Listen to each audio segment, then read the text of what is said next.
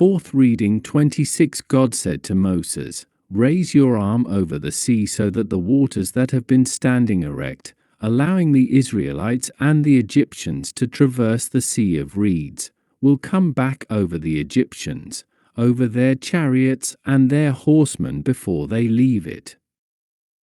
27. Moses raised his arm over the sea, and towards morning of the 21st of Nisan, the sea surged back to its accustomed state while the Egyptians were fleeing towards it.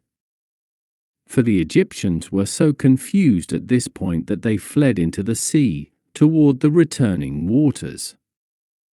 And then God churned the Egyptians in the midst of the sea. They rose and fell 36 together with their chariots 37 until they were dismembered. But God kept them alive until the end, so they could experience the pain. They sunk into the mud, in retribution for having made the Israelites make bricks, 38, and were dashed against the waters that had congealed in the depth of the sea. 39. 28. The waters came back and covered over the chariots and horsemen of Pharaoh's entire army that had gone into the sea after the Israelites. Not one of them remained. 29. But the Israelites had walked on dry land in the midst of the sea, while the water formed a wall for them, on their right and on their left. 30. Thus, on that day, God rescued Israel from Egypt. The pathways through the sea were semicircular, and the people emerged from the water on the same side of the sea as they had entered. Further north along the shore. 40. The people did not see the Egyptians drown, so they feared that they, too, had left the sea somewhere else along the shore. They thus doubted God's ability to rescue them for a second time. 41. In order to allay this fear, God made the sea wash up all the dead Egyptians, and thus Israel saw the Egyptians dead on the seashore. After the Israelites saw them, the earth swallowed the dead Egyptians.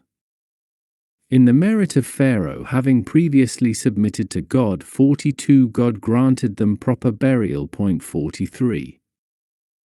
31. When Israel saw the mighty arm that God had exercised against the Egyptians, the people stood in awe of God. They believed in God and in his servant Moses. The Song at the Sea. 15:1 Then, when they saw how God had miraculously saved them from the Egyptians once and for all, Moses and the Israelites sang this song to God. Being in the midst of a sublime prophetic experience, Moses was able to quote Pharaoh's words, which he had not heard, and predict future events. 44. They said as follows, "I will sing to God, for he is exalted beyond any other exalted being, and only he is absolutely supreme. He is superhuman, for a human can only throw a rider off a horse, but he cast both horse and rider into the sea. Furthermore, I will sing to God even though he is exalted beyond my capacity to articulate, unlike human rulers, whom people praise beyond their true merit. He cast horse and rider together into the sea, miraculously keeping the riders astride despite the torrent of the waves." 2. God's might and retribution were a salvation for me. When the sea split, the heavens opened and I saw a vision of God. 45. I pointed to it, and said, "This is my God. I will build him an abode, the temple. I will proclaim his glory to all the nations of the earth. I am not the first to do this, he is my father's God, the same one he worshipped, and I will exalt him." 3. God is the master of war. God fights his wars not with weapons but with his name. And even when God is engaged in war, God simultaneously manifests his mercy name, Havaya, by sustaining all his creatures. For he hurled Pharaoh's chariots and army into the sea. The elite of his officers were sunk into the mud the bed of the Sea of Reeds had become. 5. Once they sunk, the deep waters could cover them, they sank into the depths like stone. 6. Your right hand, O God, that is adorned with power, your same right hand, O God, demonstrates its power when it shatters the enemy. In addition, your right hand, O God, is adorned with the power to do good and your left hand to mete out punishment. Yet, when your people follow your will, they avert punishment and make your left hand act like your right hand, O God, so that it shatters the enemy instead of punishing your people. Furthermore, you crush the enemy's spirit with only your right hand, O God, that is adorned with power. 7. When you raise this hand in your great majesty, you overthrow those who rise up against you, and when you send forth your wrath, it consumes them like straw. In your great majesty, you always destroy those who rise up against you, which include 46 all those who rise up against the Jewish people. You always send forth your fury against them, it consumes them as it consumed the most wicked of the Egyptians by hurling them in the water, not like quick-sinking stones, but like straw, which tosses easily to and fro in the depths. 47. 8. At the blast of your flaming nostrils, so to speak, the waters dried out, became solid, and piled up, the flowing stream stood erect like a wall, the deep waters congealed in the heart of the sea, so the Egyptians would crash against them violently. 9. Pharaoh, the enemy, had said to his people, to convince them to join him, I will give chase, I will overtake, I will divide the spoils with you equally. 48. My desire will be sated upon them, I will unsheath my sword, my hand will despoil them. 10. But you blew with your wind, the sea enveloped them, although the best of them sank in the mighty waters like lead, i.e., quicker than stone. 49. So they suffered for less time, they still drowned. 11. Who is like you among the supernal beings, O God? Who is like you, resplendent in holiness, feared by those who offer you praises since they know they cannot possibly praise you sufficiently, performer of wonders? 12. Everything is suspended by your hand, so when you tilted your right hand, your enemies descended, the earth swallowed them. 50. 13. When we arrive in the land of Israel, we will see how in your loving kindness you led the people whom you redeemed, in your strength you guided them out of Egypt to your holy abode, the land of Israel. 14. Soon, nations will have heard that the sea split and be angered over this, since they cannot bear to see our glory. 51. Terror will have gripped those who dwell in Philistia, because they will fear our retribution for having slain those of the tribe of Ephraim who left Egypt before the appointed time. 52. 15. All the nations will be angered over our glory, but in particular, the chieftains of Edom will have become disoriented, trembling will have seized the mighty men of Moab. They will not fear war with us since they do not live in the promised land, but they will still be distressed over all our glory and jealous of it. Since they are both descended from Abraham's family, these two nations will be jealous of us for inheriting the land promised him, whereas other nations not related to Abraham will not be jealous of us for this. Although the Ishmaelites and Ammonites are also related to us, Ishmael repented before he died. 53. And the Ammonites are embarrassed about their ancestral relation to us. 54. So they will not be openly jealous of us. As for Abraham's children by his concubines, he sent them far away long ago. 55. And they have no contact with us. 56. In contrast to Edom and Moab, all the inhabitants of Canaan, whose land has been promised us, will have melted away, i.e., will have been totally demoralized from fear. 16. When they hear about the splitting of the sea, dread and terror will fall upon them, creeping, gnawing dread will fall upon the inhabitants of the land of Israel, who are far away from us now.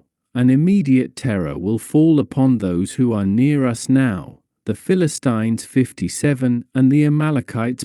58 Later, when we approach the land of Israel, a creeping dread will fall upon the nations surrounding the land, such as Edom and Moab, whose territory we will not conquer, but who will fear that we will plunder them, while immediate terror will grip the nations occupying the land of Israel, whom we will be going to dispossess.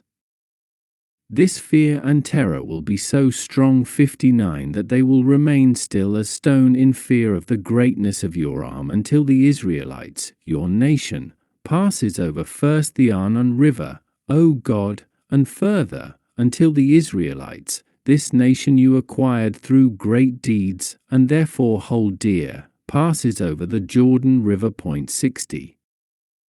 17 You will bring them, by saying them and not less. Moses here unwittingly 61 prophesied that he would not enter the land of Israel with them, and plant them in their land, centered around the mountain of your inheritance, Mount Moriah, the site of the permanent temple that will supersede the tabernacle.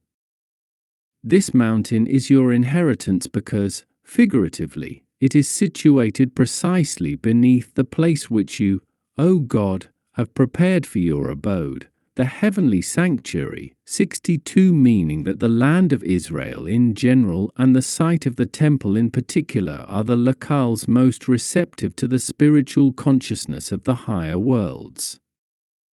At this point in history, Moses and the people foresaw their entrance into the Promised Land as heralding the Messianic era, and the temple they would build as the one and only temple that would ever be built. 63 Thus, they prophesied, Your hands, O God, will establish this sanctuary on earth when 18 All humanity will recognize you as their king, and you, God, will reign forever and ever. In fact, however, the advent of the Messianic era was delayed, and only in the Messianic future will the temple achieve this universal focus.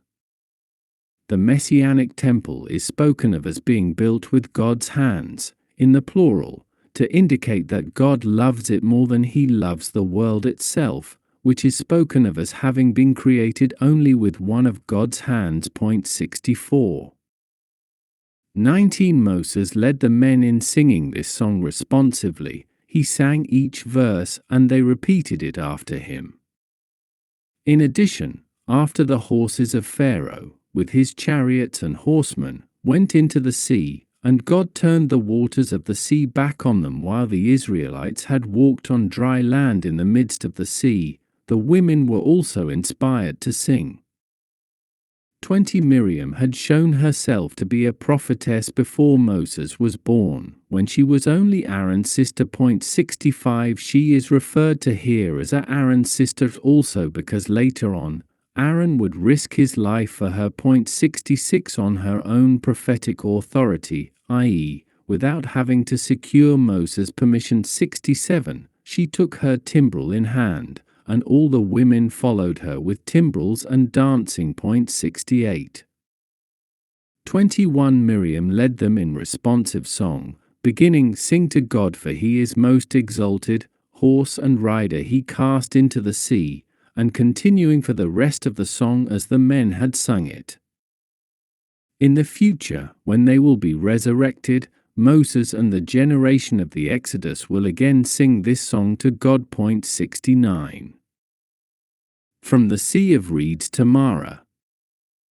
22 The Israelites then collected the gold and silver ornaments and precious jewels with which the Egyptians had adorned their horses. 70 There was so much that the wealth they acquired here exceeded that with which they left Egypt. On the following day, the 22nd of Nisan, they were still busy collecting this wealth, so Moses had to forcibly make the Israelites set out from the Sea of Reeds. They returned to Etam and went out into the Shur desert. They walked for 3 days in the desert without finding any water. 23 On the 25th of Nisan, they came to the Mara stream, but they could not drink water from the Mara stream, for the water was bitter. That was why it was named Mara, bitter. 24 But instead of respectfully asking Moses to pray on their behalf, the people complained impertinently against Moses, saying, "What shall we drink?" 25 Moses cried out in prayer to God, and God showed him a tree. He threw a branch of it into the water, and the water became sweet. It was there, by the Mara stream, that God gave the people some parts of the Torah to study, a rule, a commandment whose rationale is beyond human understanding, and an ordinance, a commandment that does appear to be rational. These commandments did not become officially binding until God gave them again. With the rest of the Torah, on Mount Sinai, they were given here for study only. 71 The rule God gave them here was the law of the purification rites of the red cow. 72 As ordinances, he reiterated the 7 basic commandments given to all humanity, and gave them the laws of the Sabbath, of honoring parents, and the group of laws 73 that he later gave during the first 40 days Moses was on top of Mount Sinai. After the giving of the Torah. 74 There, by the Mara stream, he also tested them by bringing them to a place where the water was bitter and seeing how they reacted. As stated, they failed this test. This was the 3rd time the people challenged God's ability to come to their aid. 75. 26 He said, "If you diligently heed the voice of God, your God, by agreeing to do what He says, and you not only commit yourselves, but in fact do what is upright in His eyes, carefully listening to the details of all His commandments and fulfilling them precisely and observing even all His rules, i.e., the commandments whose rationale is beyond human understanding, then I will bring none of the sicknesses that I brought on Egypt upon you. And even if for some other reason I do bring any of these sicknesses upon you, it will not matter, for I am God who heals you. I can be relied upon to heal you of them. But in general, if you accept my authority and follow my commands, that itself will heal you a priori of all diseases." The people camped at the Mara stream for 6 days.